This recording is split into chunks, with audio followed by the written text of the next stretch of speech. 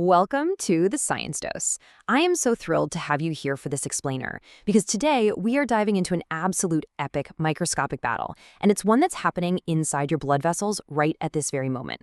We're looking at the incredible balancing act of hemostasis, your body's life-saving ability to stop bleeding. But we're also going to look at the dark side of that exact same process, thrombosis. That's where those protective mechanisms go totally rogue and create deadly blockages. It is literally a biological tightrope walk of just immense precision, and the details are absolutely fascinating. So let's get into it. Let's set the stage with our biological hero, which can also easily become our villain. Think about a damaged blood vessel that eventually seals up with a fully formed clot. Now, when you get a cut, this clot is your absolute best friend. It plugs the hole, stops the hemorrhage, and buys your tissue time to heal. But thrombosis happens when this exact same structure, which is basically just a tangled mesh of platelets, red blood cells, and fibrin, when that forms inside your arterial or venous circulation where it absolutely shouldn't. If this pathological clot blocks blood flow to your brain, well, you get a stroke. If it blocks flow to the heart, that's a myocardial infarction. In fact, most deaths worldwide are linked to this very mechanism. Crazy, right? So, here's our roadmap for today's explainer. We're going to cover the blood clotting balancing act, primary and secondary hemostasis, breaking down the clot, natural anticoagulants, Virchow's triad, and finally, what happens when coagulation goes wrong. All right, jumping right into part one, the blood clotting balancing act. The fundamental conflict here is that your blood actually has to remain a smooth-flowing liquid at all times, yet it has to be primed to solidify in a fraction of a second if a vessel breaches. To really understand how we maintain this balance, we have to look at where clots form, because, well, they're not all created equal. There's a stark contrast between arterial and venous clots. Arterial thrombosis happens in high-pressure systems. These clots are highly platelet-rich, and they're usually triggered by actual damage to the vessel wall, something like the rupture of an atherosclerotic plaque.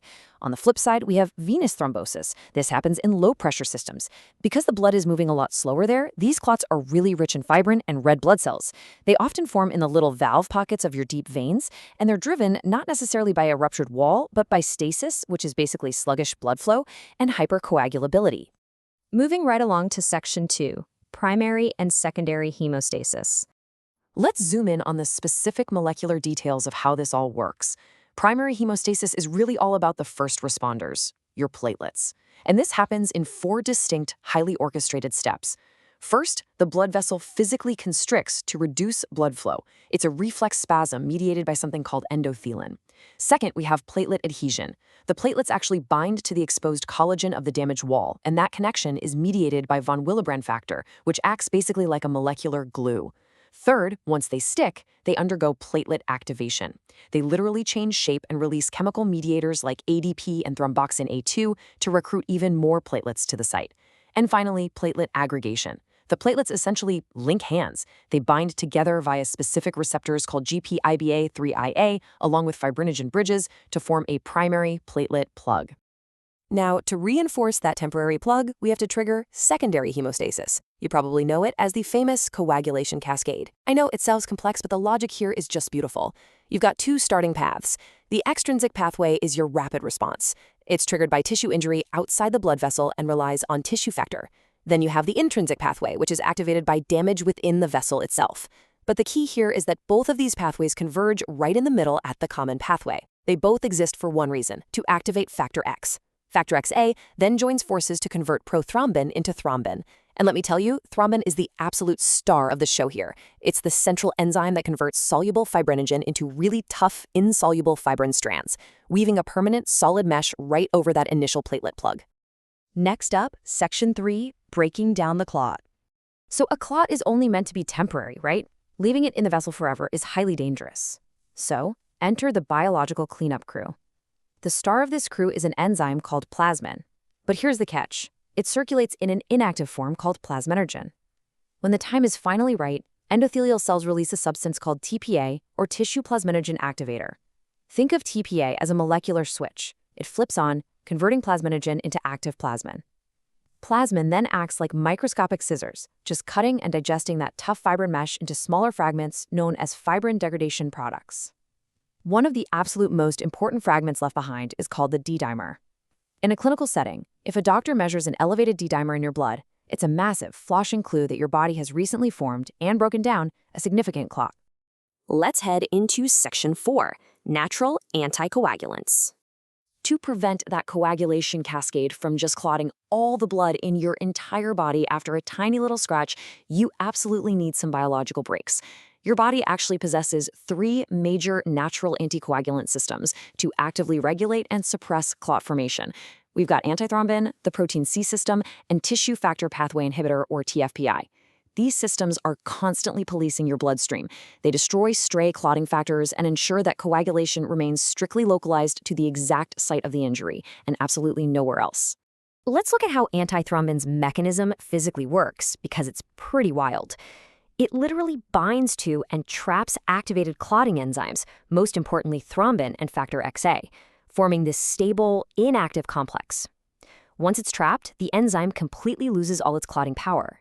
But what's truly amazing here is the role of heparin. Heparin binds to antithrombin, physically changes its shape, and just supercharges it. With heparin attached, antithrombin neutralizes those clotting factors up to a staggering 1,000 times faster. Talk about a biological boost. Now for Section 5, Virchow's triad. So what happens when these intricate systems break down and our life-saving hero goes completely rogue? Well, it usually comes down to this famous intersecting model known as Virchow's triad. This details the 3 primary intersecting risk factors that drive pathological thrombosis. First, you have endothelial injury or dysfunction. That's basically damage to the inner lining of the blood vessel. Second is stasis. This is abnormal, sluggish blood flow. You might get this from sitting on a really long flight or being bedridden for a while. And third, hypercoagulation. This is an alteration in the blood itself, making it way more prone to clot, which can be genetic or acquired. When these 3 factors intersect, the risk for a deadly event, like a deep vein thrombosis or a pulmonary embolism, just skyrockets. Which brings us to our final part, Section 6, when coagulation goes wrong. To really grasp the devastating consequences of tipping this delicate balance, we need to look at the extremes. On one extreme, we have hemophilia. This is a hereditary disorder where the patient is quite literally missing specific, absolutely crucial details of the coagulation cascade. In hemophilia A, they lack factor V. In hemophilia B, it's factor I. Because the intrinsic pathway is fundamentally broken, factor X isn't activated properly, thrombin isn't generated, and that vital fibrin mesh never fully forms. The result? Prolonged, spontaneous, and life-threatening bleeding into joints and tissues. And all of that happens just because one single molecular puzzle piece is missing. Now, contrast that missing puzzle piece with the absolute opposite extreme, pathological hyperclotting. Let's look at the difference between deep vein thrombosis, or DVT, and disseminated intravascular coagulation, also known as DIC. DVT is localized. It's an excessive coagulation that forms a dangerous clot in a deep leg vein, which carries a huge immediate threat of breaking off and traveling straight to the lungs. But DIC is a systemic disaster. Triggered by severe infections or trauma, there is a massive, chaotic activation of clotting throughout the entire circulation, all at once. It forms thousands of microthrombi everywhere. And here is the terrifying paradox. Because the body is suddenly making so many clots, it entirely consumes its own supply of platelets and clotting factors. This leads the patient to immediately develop severe, uncontrollable bleeding. It's just a cascade of chaos. Which brings us to our final, really provocative thought for today. Think about this for a second. If lacking one single molecule, like factor VIII, can cause endless bleeding, and a slightly hyperactive cascade can trigger a deadly stroke, just how fragile is the microscopic tightrope your blood walks every single second to keep you alive? The sheer precision of hemostasis that is happening inside your veins right now is nothing short of a biological miracle. I really hope this detailed look at your body's balancing act leaves you as amazed as I am. Keep learning, keep questioning, and I'll catch you on the next explainer.